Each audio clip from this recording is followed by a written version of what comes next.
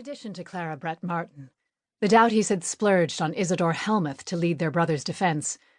Now in his 50s, Helmuth was Cambridge-educated and had been Canada's first national tennis champion. In legal circles in Toronto, he was known as one of the Big Three litigators. Helmuth was well matched with Richard Dick Greer, who was arguing the case for the Crown. Greer wore owlish glasses and had been a semi-professional shortstop and a mountain climber, and had raised a sportsman's battalion for the war. Most Toronto lawyers were political men, and Greer was a Tory. But he despised blind party loyalty and had the reputation of being a maverick and a fighter, which made him an outstanding trial lawyer. Doughty arrived in the dock looking thinner than usual in his grey suit. He looked around the court, nodding to his sisters and friends. The Crown called a victory bond salesman, the vault manager at the bank, and the men who said that Jack tried to entice them into a scheme to take a sliver of Ambrose Small's riches. A new character in the saga was Fred DeVille, whom Greer called to the stand, surprising the defence because he was a witness for the kidnapping case. DeVille printed the programmes for the Grand Opera House. He said that in early 1919 he and Doughty were complaining about Ambrose, and Doughty suggested there were other ways to get even. "I said the only other way I could think of was to kill him," DeVille told the court. Helmuth objected. Why was DeVille even here? He wasn't a witness for the theft charge. "It is an attempt to prejudice this man in a most unjustifiable way," Helmuth said. "I never heard of such a thing." DeVille was allowed to continue since his story had a theft angle. He said that Doughty outlined a plan to get $250,000 from Small by kidnapping him and forcing him to write letters to the manager of the Grand, Jimmy Cowan, asking for big piles of money. The letters would make it clear that Doughty was the trusted intermediary to deliver the ransom money on Small's behalf. After Doughty received the cash, he would split it with DeVille 50-50, he said. Helmuth could barely contain his rage. He rifled through the earlier transcripts of police court and read DeVille's testimony aloud. There was no mention about killing Ambrose Small or a specific ransom. Why had the witness remembered these crucial details all of a sudden?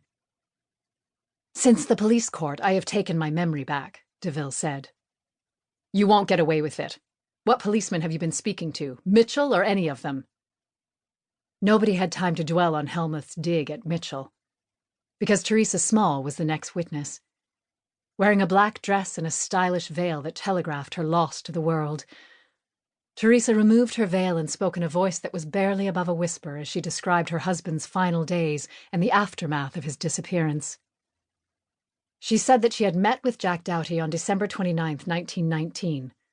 Ambrose had been missing nearly a month by then, and she had heard that Jack was in Toronto on business for Trans-Canada Theatres, so she summoned him for a meeting in Rosedale.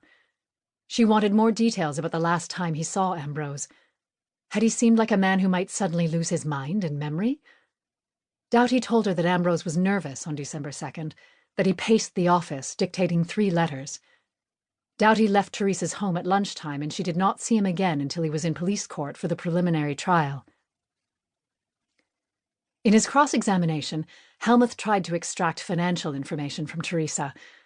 Ambrose had sold his chain of theatres for $1.75 million, and as his wife, Teresa had dower rights to his real estate. Helmuth figured that Teresa wouldn't sign away her dower rights for nothing. What was she promised in return? "Must I tell all there is? The little business between my husband and myself?" she asked. She was a difficult witness. Helmuth's volleys were straightforward. Her returns were a shrug of her shoulders, a loss of memory on the subject, a vague answer. "He signed over a certain part of the transaction. Certain," she said. The court heard that, in celebration of the deal closing, Ambrose sent Doughty to the vault on December 1st to withdraw $100,000 of victory bonds for Teresa. This was separate from the victory bonds that Jack was currently on trial for stealing. Teresa called Jack a messenger, a dismissive assessment of close to 2 decades of service, but allowed, under repeated questioning, that Doughty had full power of attorney for the vault, something she did not have herself. Helmuth wondered if the $100,000 of victory bonds was meant to be her only payment for signing away her dower rights. "No," Teresa replied.